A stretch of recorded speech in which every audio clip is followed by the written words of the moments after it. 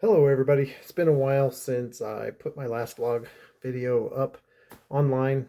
It's been quite some time actually, but I thought I'd start documenting this whole situation with the coronavirus and my situation since I am still working. I am in general construction. We do commercial construction on retail outlets, and up until today, they have been business as usual. Today is April 2nd. So our last day on site was April 1st. And then we got an email at the end of the day saying, you are no longer coming back to the site for at least 72 hours. So I figured this would be a good time to start just kind of doing a daily vlog diary kind of situation to kind of document everything in case something happens and see what the time span is and how we're feeling mentally and how everything's going. And I know this is going to seem kind of strange, but for me, I'm just doing it mostly so I have a log of kind of how I feel, the things I thought about, stuff like that. um, this is completely separate from my other YouTube channel, which is, dedicated to tools and tips and tricks and all kinds of other stuff. This is just here to talk to you guys and for my own record. So, to start with, we had on Monday, uh, March 31st, we had two confirmed cases of COVID-19 on the job site. At which point we were told make sure we were maintaining our 6 foot distance, social distancing. I kind of thought social distancing meant staying home, but I guess there's different places that are different rules, different things that they're doing. So, anyway, the social distancing they're talking about is making sure you're staying within or without, 6 feet away. And if we had to be in a room where we ended up being too close to each other, like within 6 feet, then we couldn't be in the room together. So if two people were working on two separate things, but the room was small enough that they were closer than 6 foot, then we had to be wait till the other person was done till we could go in there. The next thing was they were spraying down everything with a cleaning solution to be able to clean all the surfaces that most everybody has touched throughout the days, stuff like that. It didn't really do much as far as get in the way, but we were, well aware of everything that was being cleaned and stuff like that. So it seemed like, they were putting out some good effort to try to get things cleaned up. And then after Monday, we went to work Tuesday. Everything was great. Nothing was uh, a problem. And so, anyway, long story short, we're now here. Today, I think, is Thursday, something like that. No, it's Friday. What's today? See, I already got my days wrong. So, today's Friday. And so, this would be the second day. So, us finding out about the first two cases didn't happen till Wednesday. No, sorry, Tuesday. And then Wednesday we were able to work. Thursday we worked, but they thought that nobody was coming in, so then they sent an email Friday saying nobody's coming in. So they shut the site down for 3 days, 72 hours. So as far as how I'm feeling, I've been pretty cautious about this whole thing since I have a son with PCD, and it's a respiratory disease, or I should say it's a respiratory condition more than a disease. And so he's at high risk for something like this, and I've been on kind of heightened alert ever since we heard about it in China. It was an interest to me, and an airborne illness to my son like this would be very devastating. So, um, as far as how I feel, though, I've been kind of excited because I have been on the side of the people saying, please treat this seriously. It's real.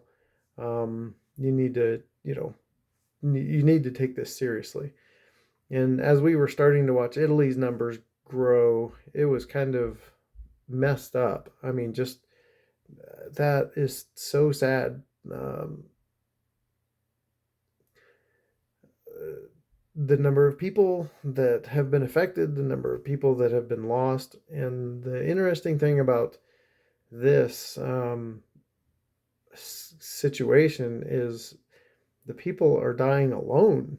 The kids that are dying, the few that you hear about, they have to die alone because no family or friends or anything can be in there with them while they're going through this because of the contagious nature of the virus. And so you you talk about, scariest ways to die. Well, it's by yourself. It's kind of a weird situation, I guess. I don't know. I've always thought of that as being the easiest way because you don't have to affect anybody. But um, anyway, like I said, this is all my opinion and stuff like that. But watching Italy, that was kind of hard, seeing everybody over there getting affected. And then also with New York now and Washington. Washington seems to have like leveled off to a decent level, but New York is just tanking, and it's very crazy. So, but I've been watching all of it, just kind of being a spectator because um, nobody has been affected that I know of, up to that point. And then one of the YouTubers I follow, we chat online sometimes on Twitter, and he had got sick, and we were like, oh, geez. So he went and got tested, and it turned out that he tested positive for the flu. He didn't test positive for the COVID-19. And that kind of hit me. I was like, oh, I was like, wow, okay, this is crazy. That kind of hit home.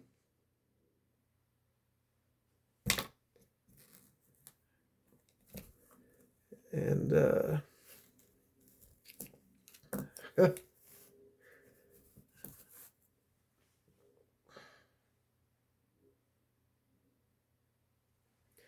so, anyway, uh, things progressed. He's getting better. All that stuff's good. Um, the best part of it is, though, is he's getting well. And there are so many other people out there like this who are just getting the flu, and it's scaring families because the virus is real and it can take you out. It can do some pretty big damage. Um, for me personally, when I get sick, like I've had the flu a couple times, the regular flu, and while my family has it, it'll take them down for 2 weeks, and their normal flu symptoms, normal flu take you out, you're down and out and whatever. Um, and then when I get it, the last time I had it, I was building my pantry at the same time. And granted, I was not feeling well, but I wasn't feeling well enough to force me to lay down and down and out. So when I typically get sick, I work through it. I just keep doing what I'm doing, and I get sick. Now, I had already made a commitment to myself with the COVID-19 that obviously you can't go to work with this. Excuse me. You can't go and do any of the normal stuff, so because you don't want to get anybody else sick because it's that contagious. But you know, I really don't have a lot of concerns for myself. My concerns are mostly for my family.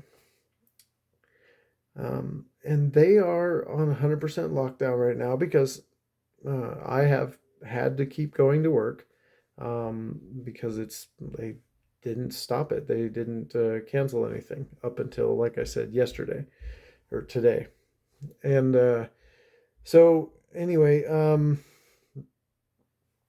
now we have 2 confirmed cases on the site. And it didn't scare me to not to keep continuing to work. It didn't seem like a big deal because I've been practicing, washing the hands, hand sanitizer, gloves, not touching my face, stuff like that. Like right now, you just saw me touch my nose, but I've washed my hands and they've been hand sanitized since I've been in the house, and I haven't really been, you know, none of the inside stuff goes outside, none of the outside stuff comes inside. We've done really well at trying to keep it sterile, at least to the best part of our ability. Um, and and now we've got 2 cases on site, and there could be more because they're in contact with everybody on site. And anyway, and how I'm feeling now is I still am not worried about the on-site stuff. I'm still not worried about um, myself necessarily. We're not working there, and when we were working there, I have to let you know, for the last 2 days when they said there was confirmed cases, we were 2 of 10 people in the building. I mean, they had basically evacuated. Everybody else had left, and I'm like, yeah. And they kept telling us to work though. The general contractor just said, yeah, just keep working, status usual, just don't get close to anybody. So even though that was weird, it was like I wasn't worried about it. But that's the reason for this video, and that's the reason I'm starting to document it, is because I'm feeling fine right now. I have no issues, no symptoms, no headaches, no nose, no cough, no nothing. Feeling fine, but I have been exposed, I think, to people who've had it. Now, whether I came in contact with anything they did or anything like that, I have no idea. But we're doing our best to just keep it clean, keep it safe, do what we need to do, and go from there. I will add, for my own purposes, if I watch this video in the future, that I don't dream very much, okay? So as far as having nightmares and things like that, I don't have them. I just, when I fall asleep, man, I am out. And I know a lot of people right now, because they're having to stay home, they are, uh, I've seen a lot of people talking about, my new sleep schedule is from 2 a.m. to 2 p.m. or something like that. And my sleep schedule really hasn't changed. When I lay down in bed, I am out. And even when there's stressful stuff going on, that's one thing my wife drove her nuts. She would lay there in bed all night long thinking about something that was stressing her out, and I'd lay down and I'm out. So, and still to this day, I'm like that. I fall asleep and I'm out. So my sleep schedule hasn't changed. But last night, actually, I should say this morning, at about 4 o'clock in the morning, I get up usually at 5:30. So I get up at 5:30, and at 4 o'clock this morning, I was woke up by a dream, and I can't really remember what the dream was, but it obviously had to do with getting sick and stuff like that. But so obviously, it's in my mind. It's a mental thing, and it's there, so it has some effect for sure. And anybody who's out there, feeling this alongside the rest of us, it's gonna get painful. Um, Hate to say that, but yeah, I don't know. I don't know how it's gonna roll. It's gonna be some sketchy times for the next couple weeks, but um, here we are. But this is day one of my vlog, just keeping track of this stuff. I will do my super most bestest to try to keep this vlog up, because mostly I want it for my own kind of history. Because and this is something that, if you're watching this, uh, and I don't expect anybody to watch it, but if you're watching this, I would love to recommend that you do something to record what you're going through right now. One thing that's really cool about doing, family history or genealogy or anything like that, is to find some of your ancestors' journals and things like that, and things they wrote about the times that they were going through and all that kind of fun stuff. Well, You can read about this in a newspaper. You can read about this in a history book sometime down the road. Your kids can, your ancestors can, or not ancestors, your, whatever they're called, the ones that go ahead of you.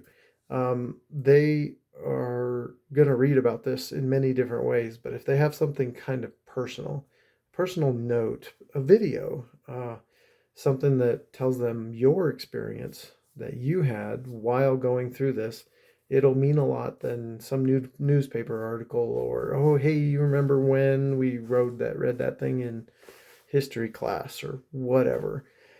It's probably going to end up more in political science rather than it is history, just because everybody's trying to turn this so whacked out political. But um, anyway, that's my 2 cents for today. Um, Basically, going to check back in tomorrow, see how I'm feeling, see what's going on, any new changes, and I'll keep anybody who wants to follow this updated. I'm not expecting it to go anywhere. This is, like I said, mostly for my own personal daily tracking from the first time I've possibly been exposed. And anyway, so you guys stay safe out there, and we'll see you tomorrow.